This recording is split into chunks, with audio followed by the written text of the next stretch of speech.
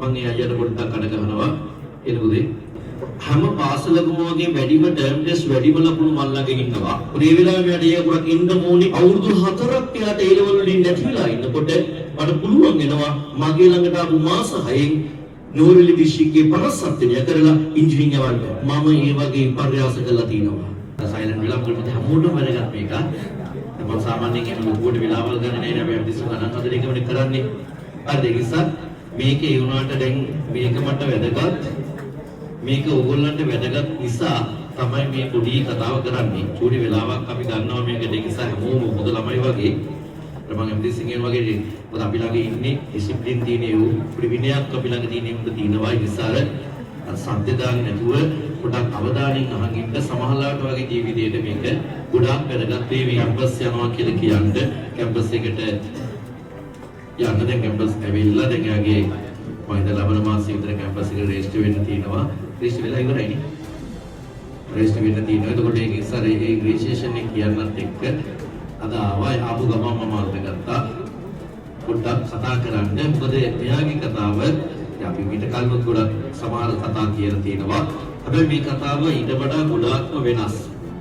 සාමාන්‍යයෙන් මේ කතාව ගොඩාක්ම වැදගත් වෙන්නේ මම ඒ අයියට පොඩ්ඩක් අඩ ගන්නවා එනකොදී මේ කතාවේ තියෙන වැදගත්ම අවස්ථාව තියෙන්නේ වැඩ සාමාන්‍යයෙන් අර කරන්නේ නැතුව තාමත් කිසිම අරමුණක් නැතුව කිසිම වගකීමක් නැතුව ඉන්න දරුවන්ට තමයි මේ කතාවේ තියෙන වැදගත්ම අවස්ථාව තියෙන්නේ ඒගොල්ලන්ට. මෙතන මේ වෙනාවෙත් ඉන්නවා টොප් ලෙවල් එකේ වැඩ කරන සෙට් එකක්. උනුත් ඒ වුණාට අවබෝධයක් ගන්න මෙන්න මේ විදිහට වැඩ කරගෙන මේ මෙයාගෙන් පොඩි ඔයාලට ඒ ලෙවල් වලට යම් දෙයක් ගන්න පුළුවන්. ඒ දේ ගන්න. අර ඒක සාගන්න මේ අයියා ගැන මම චුට්ටක් කියන්නම්. හරිද? දැන් එයාට කතා කරන්න මම අවස්ථාවක් දෙන්න. කොහොමද එයා ඒ ලෙවල් කලේ සහ එයාට මේ ඒ ලෙවල් ජීවිතය ආපු ප්‍රශ්න මොනවද? එයාට ඒ ලෙවල් ජීවිතේ පාස් කරගන්න, ඒ ලෙවල් ජීවිතේ ගොඩ යන්න මොකක්ද වැදගත් උනේ? පදනම් උනේ මොකක්ද කියන එක තමයි පුතේ අපි මේ වෙලාවේ කතා කරන්නේ. හරිද? මේ අයියා කතා කරාවේ. මේ අයියාගේ නම කියන්නේ මම හැමතිස්සෙම කියන මෙන්න මෙහෙම කතාවක්. මගේ ළඟ තියෙන රිසර්ච් සමහර වෙලාවට මම ගොඩ දාලා තියෙන ගොඩාක් දේවල් මේ මගේ පන්තියේදීන බහුතරයක් ළමයිගේ රිසර්ච් ගත්තට පස්සේ හැම පාසලකම වගේ වැඩිම ටර්ම් ටෙස්ට් වැඩිම ලකුණු මල්ලගේ ඉන්නවා. ඒක පැහැදිලි. දැන් 26 ස්කෝර 19 මේක වැඩිම ලකුණු හිටියා. දැන් 2027 මම හිතනවා ඔයගලගේ බහු සමහර ළමයිගේ ලකුණු දීමින් ඉන්නවා. ඒකට ඒකෙත් මේ ලකුණු අතර 1 2 3 අතර අපේ උන් ඉන්නවා. ඒ සමහර ස්කෝලවල අපේ ඉන්නේ එක ළමයයි. හැබැයි ඒ ළමයාත් ඒ මුල් අය අතර ඉන්නවා. ඒක බොරුවට කියන කතාවක් නෙමෙයි. මම කරන්නේ එකම ආයතනයේ පාන්දුර මේ සමත්ය ආයතනයේ විතරයි පාන්ති. ඒතර මේකක්වත් බොරු කියන්න බෑ. අපි රිසර්ච් බොරු කියන්න බෑ. ඒ නිසා මුදේ මේ මම ඔය හැමතිස්සෙම කියන වෙලාවට කියනවා මම ඔයගොල්ලන්ගේ O level රිසර්ච් වැඩිය අහන්නේ නෑ. මොකද මට හේතුවක් තියෙනවා O level රිසර්ච් අහලා මට වැඩක් නෑ. ඔයාගේ O level වල කොච්චර කලස් දැම්මත් මම දන්නවා පුතේ A level වලින් ගොඩ යන්නේ වැඩ කරන එක විතරයි. O level වලදී සමාන වෙලාවට සෙක්ෂන් එකේ වැඩිම ලකුණු වෙන්න පුළුවන්. හැබැයි A level වලදී හරියට හරි ගුරුවරයව තෝරගත්තේ නැත්නම් එමන්නම් හරි පාර අඳුරගත්තේ නැත්නම් ඔයා මේ සබ්ජෙක්ට් එකට මේ සබ්ජෙක්ට්ස් තුනට හරියට පාර දුන්නේ නැත්නම් පුදිවාට මේ A level එක මිස් වෙනවා. ඔයා සමානලාට මේ සෙක්ෂන් පර්ස්පෙක්ටිව් එක මේ A level වලදී රීඩ් අවුට් වෙලා ගෙදර ඉන්න තත්ත්වයට පරිවර්තනය වෙනවා. හැබැයි මම ඒක නිසා මම කිව්වා ඔයගලට මම ගොඩක් වෙලාවට කියන දෙයක් තමයි මම ඔයාගේ O level රිසර්ච් එක අහන්නේ නෑ. මට ඒක වැඩක් නෑ. මම ඊයතරම කියනවා මම මෙතන මට අහන්න නැති වෙන්නේ හේතුව තමයි මොකද මල්ලන් ඉඳලා තියෙනවා O levels වලට එක රිසර්ච් සීට් එකේ එක ඒ අකුරක්වත් නැති සයන්ස් වලට සී තියෙන මැත්ස් වලට සී තියෙන දරුවෝ ඉතින් ඒ දරුවන්ම මට පුළුවන් වෙලා තියෙනවා රෑන්ක්ස් වලට ගෙනියන්න ඒ දරුවන්ම මට පුළුවන් වෙලා තියෙනවා නම් කැම්පස් වලට යවන්න මම නිකම් පුරවට ඔයගොල්ලන්ගේ O level වල කොච්චර මාක්ස් වල හිටියත් මට ඇති වැඩක් නැහැ. මොකද මම පල්ලියම ඉන්න එකව හදලා උඩට ගෙනියනවා නම් සහ මෙතනට මම ඉස්කෝලේ පළවෙනියම මෙතනට ගෙන්නගෙන නෙමෙයි තියෙන්නේ පුතේ. මෙතනින් පළවෙනි එක හදලා ඒ ඉස්කෝලේ පන්තියට යවලා හිටින්නේ. සකවදාක්වත් ඒ ඉස්කෝලේ ඉන්න පළවෙනියා මෙතනට ගෙනලා නැහැ කවදාක්වත්. මෙතන ඉන්න දෙවෙනි සමහරවිට ඒකේ දෙවෙනියා ඌව පළවෙනියා කරලා ඒ ඉස්කෝලේ අන්න පළවෙනියා ඊට පස්සේ ඌව ඒ දෙවෙනියා කරගෙන මෙහෙට ගෙන්න ගන්න එක කරලා තියෙනවා. අර ඒ වෙරෙන්ද මම මේ ඉහිම් පළවෙනි මෙහෙට ගෙන්න කරේ නැහැ. හරිද? ඉතින් පුතේ මේ අයියා මම ඔයගලන්ට සමහර දවස්වල කිව්වා මේ විශේෂ කෙනෙක් එන්නේ මේ දැන් කැම්පස් එක සිලෙක්ට් වෙලා ඉන්නේ දැන් මම හිතන්නේ රෙජිස්ටර් වෙන්න තියෙන්නේ පොඩ කැම්පස් ඇවිල්ලා තියෙන්නේ වල අපි කියන හැමදෙස්සෙම මේ විෂය අමාරුයි හැබැයි මේ විෂය කැපකිරීමකින් සවුමනාවකින් කරන ඕනම කෙනෙක්ට මේ විෂය ගේමක් නැතුව කොට දාන්න පුළුවන් ඉතින් අහගෙන ඉන්න මෙන්න මේ අයියා පුතේ මම හිතන්නේ මගේ පන්තියට ආවට පස්සේ ටික කාලයක් යනකොට පුතේ ඔය පන්තියට ආවේ කොයි කාලෙද කොට කියලා කියන්න ඊට පස්සේ ඇවිල්ලා කොච්චර කාලයක් හිටියද කොට මතක් කරන්න ඕන. ඔලෙවල් රිසල්ට් ආවට පස්සේ තමයි මම පන්තියට ආවේ. ඒ ආවට මට සබ්ජෙක්ට් එක ගැන වැඩි තේරුම් නැහැ. සර් පන්තියේ මම ත්‍රිකෝණ විදියේ මැදක් හරිය කවද තිබ්බේ. ඒ මුල් ටික මට අහු වෙලා තිබ්බේ නැහැ. ඒ නිසා මම මාස 4ක් විතර ඉඳියා. ඒ කියන්නේ තේරෙනවා. ආත් වැඩ කරා ඒ වැඩි මේ ලකුණු හම්බුන්නේ නැසක පේපර් වලට. අලුතෙන් මේ අයියා මට මතකයි යාවේ මගේ මුල් ටික කනලා ඒ මුල් ක්ලාස් එකේ මුල් ටික ගිහිල්ලා එතකොට පන්තියට ඇවිල්ලා උන්නුයි කෙලවරකට වෙලා බලාගත්තුද බලාගෙන කොල්ලෙක් ඉන්නවා. එතකොට හැබැයි මම ළඟට ගිහිල්ලා අහනවා හැමෝත් එක්කම අහනකොද ළමයි කොච්චර හිටියා මම හැම ළමයෙක් එක්කම කතා කරනවා. එතකොට මං ගිහිල්ලා අහන පුතේ මොකද? දැස තීරෙන්නේ නැහැ. යාන්තම් කියන දේ තේරෙන්නේ උනට මෝල් වගේ. හරිද?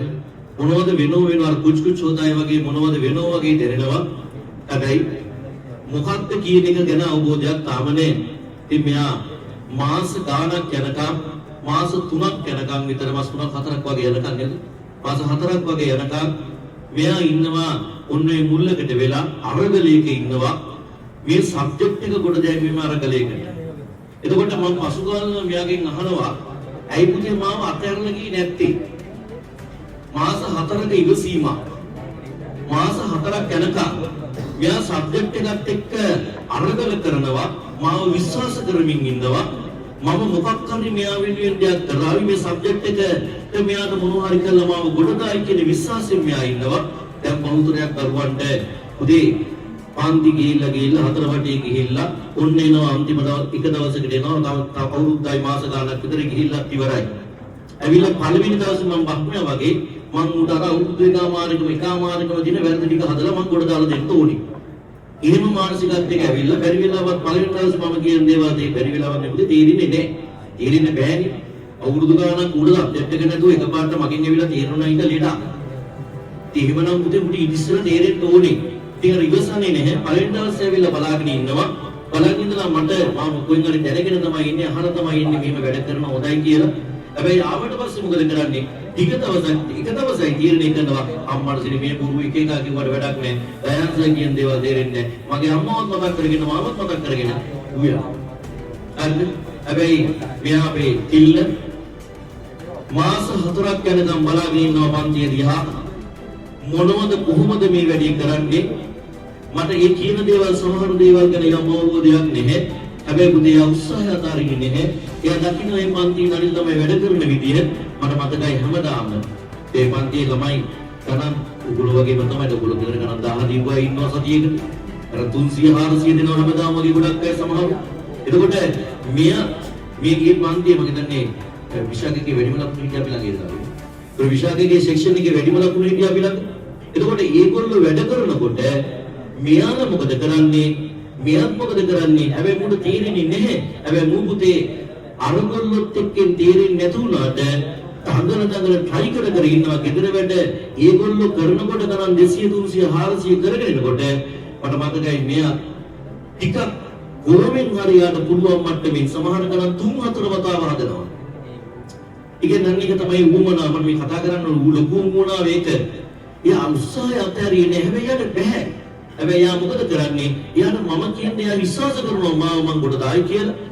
කතා අහලා තියෙනවා අහලා පහල එහෙම මිනිස්සු මොකටද දාලා තියෙනවා කියලා. ඉතින් මොකද කරන්නේ? ඒ විශ්වාසයත් එක්ක එයා පන්තියේ රැඳිලා ඉන්නවා. ඇත්තට මේක පිනා. මම කිව්ව එකපාරක් නුවරඑළිය ඉඳන් අයියා කෙනෙක් ආවා. ෂයි එකක් ෆේල් වෙලා තව ෂයි දෙකක් මිස් කරලා මට පුළුවන් වෙනවා අවුරුදු 4ක් එයාට ඒ ලෙවල් වලින් නැතිලා ඉන්නකොට මගේ ළඟට ආපු මාස 6න් නුවරඑළිය දිස්ත්‍රික්කේ 57 වෙනිය කරලා ඉංජිනේරින් යවන්න. මම ඒක කියන්නේ මම මේ වගේ පර්යාස කරලා තිනවා. ගමන සාමාන්‍ය දේවල්. හැබැයි මෙන්න මේ අයියා එතකොට පුතේ ඕලෙව රිසර්ච් එකේ රිසර්ච් සීට් එකේ එක එයා පුරක් නැති. සයන්ස් මැත්ස් වලට 100 පුරු තියෙන්නේ. එහෙම දරුවේ හැබැයි උත්සාහය කියන එක අතාරින්නේ නැහැ. ඊට හීනයක් තියෙනවා මොනවා හරි කරලා හීනයක් තියෙනවා ඒ වගේ විශ්වාසයක් තියෙනවා. මම මේ සබ්ජෙක්ට් එක කොට දානවා මොනවා හරි කරලා. මම මොනවා හරි කරලා කැම්පස් යනවා. අන්නේ උන එයාගේ ඇඟේ තියෙනවා. අපි ගොඩාක් අය කරන්නේ ගොඩාක්ම ළමයි කරන්නේ මොකද්ද? එක ගානයි දෙකයි තීරෙන්නේ නැති පුතේ උන් සබ්ජෙක්ට් එක මාරු කරනවා. උත්සාහ කළා නෙවෙයි සබ්ජෙක්ට් එක මාරු කරන්න නම් මෙයාට සබ්ජෙක්ට් එක කීපාරක් මාරු කරන්න හිතෙන්නේ නැහැ.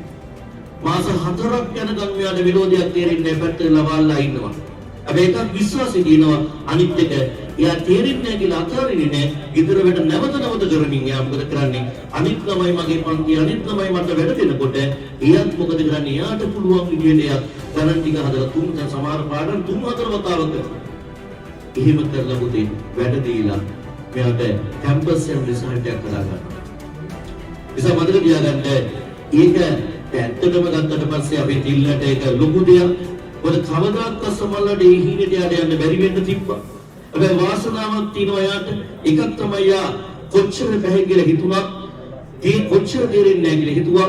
එළියෙන් අහලා තියෙන වටපිටාවෙන් අහලා දෙන කතාත් එක්ක යා මා විශ්වාස කරනවා ඕනටත් වඩා විශ්වාස කළා යා මගෙත් එකෙන් පන්තියට දෙලා ඉන්නවා. හරිද? ගොඩක් දරුවන්ට නැත්තේ ඒක. උන්ට චුට්ටක් තේරෙන්නේ නැති වෙනකොට උන් හිතන්නේ මොකද්ද? අනේ අපි කරන එක තේරෙන්නේ නැහැ. එහෙනම් ඌ වැඩ කරන්නේ නැහැ කියලා ඌ තේරුම් ගන්නේ නැහැ. ඒසුනේ දැන් අවසානයේ මම හිතන්නේ මට මතක විදිහට විභාගෙ කිට්ටු වෙනකොට ඒ පන්තියේ සෑමිස් මේ පන්ති වල වගේම තමයි 26 වගේම තමයි 27 වගේම තමයි සෑම පාසලකම කොළඹ ඉන්න ඉස්කෝල වලත් එක්ක සෑම පාසලකම වැඩිම ලකුණු මේ අතර හිටියා. ඒකට ඒ කාල සීමාවේ ඒගොල්ලොත් එක්කෙන් අන්තිම වෙනකොට මාස 4ක් පහන් වෙලා ගිනින්න මෙයා අන්තිම මාස 4 වෙනකොට ඒගොල්ලොත් එක්ක තරගෙට ගණන් හදන්න පටන් ගත්තා. තරගෙට ගණන් හදන්න පටන් ගත්තා. අන්තිමේදී විශාලකගේ අපේ දරුවා විනුපි ගණන් හදනකොට මෙයාත් මොකද කරන්නේ? මෙයා විනුත් එකෙන් තරගෙට ගණන් හදනවා. සමහරට එයාට වඩා වැඩියෙන් එයාට වඩා ඉක්මනට මෙයා ගණන් හදනවා. ඒක තමයි කියන්නේ. මේක බැහැ කියලා දෙයක් නෙමෙයි. මේක පුළුවන්. ඒ පුළුවන් බව මෙයා ඔප්පු කරලා දෙනවා. මෙයා මේ ගේම් එක ගහලා තියෙනවා. ඉතින් මෙයාට ඉගෙන O level සහ O level රිසර්ච් සීට් එක බොහොම අජූත මට්ටමක තියාගෙන. O level වලදී මෙයාට O level වලදී වෙන්න ඕන උපරිම දේ වෙලා තියෙන්නේ.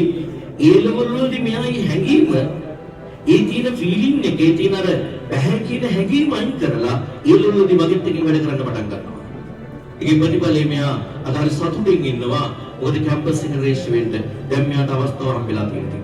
මෙයාගේ රිසල්ට් එක තුමට මගේ ළඟ ඒ තුනේවා ඩිස්ට්‍රික්ට් රෑන්ක් අයිලන්ඩ් රෑන්ක් ඒ ගොඩාක් ඕන තරම් තියෙනවා. හැබැයි මෙයාගේ රිසල්ට් එක මට පට්ට වැදගත්. මෙයාගේ රිසල්ට් එක පුතත් කියන උදේවගේ රිසල්ට් එක මොකද්ද කියන්නේ?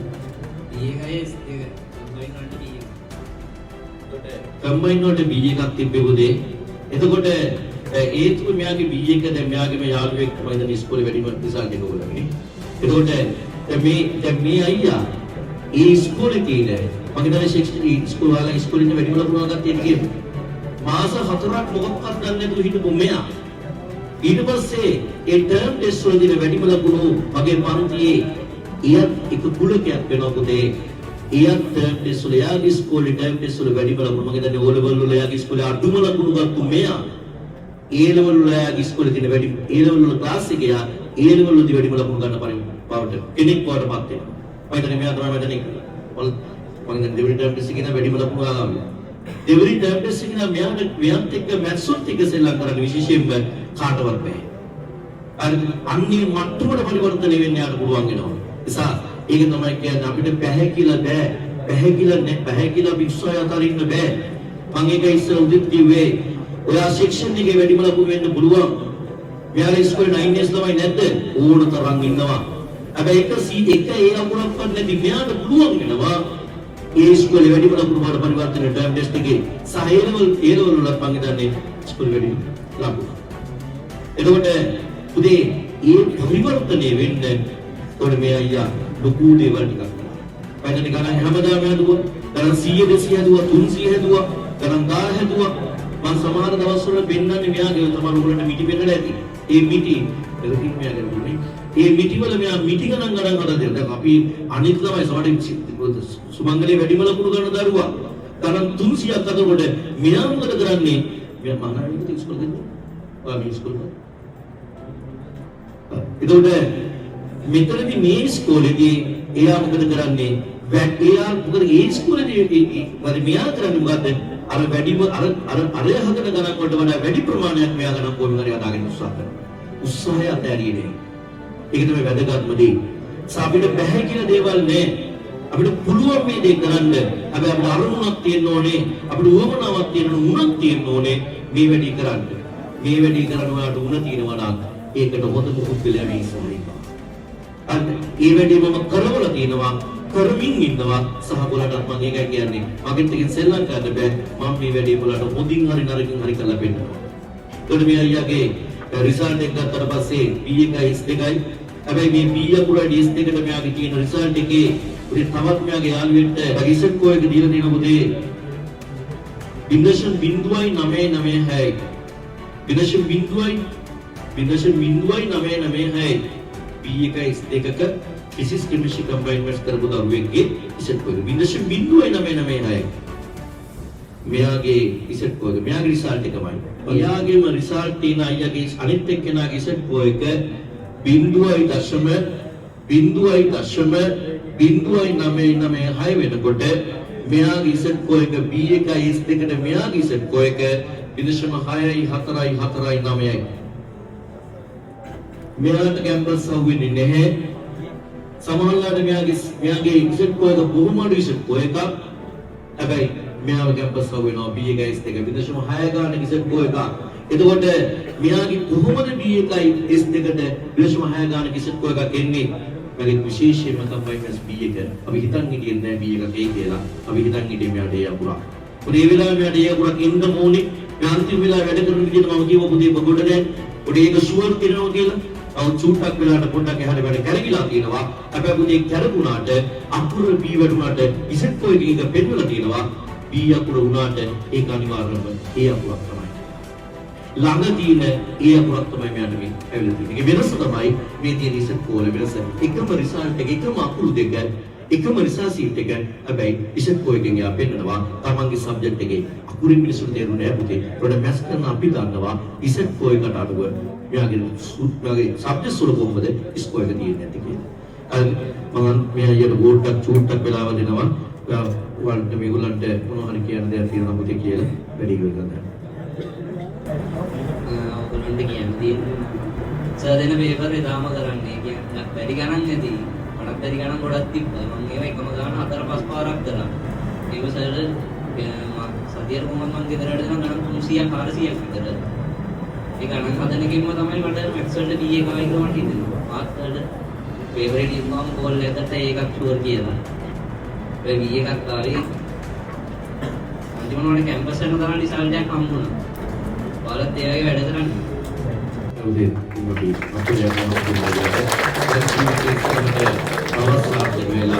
මෙතනින් පටන් ගන්න කැම්පස් ජීවිතයේ අපි ඉස්සරහ සමාජයට මෙයාට අපි ඉස්සරහට ඉගෙනගෙන මහාචාර්යවරයෙක් වඩා පරිවර්තනයක් යන්න අධ්‍යාපනයේ ඉස්සරහට යන ශක්තිය ධෛර්යය ලැබේවා කියලා අපේ මේ අපේ පන්තිලේ අපි සුබ බදලා වෙනවා.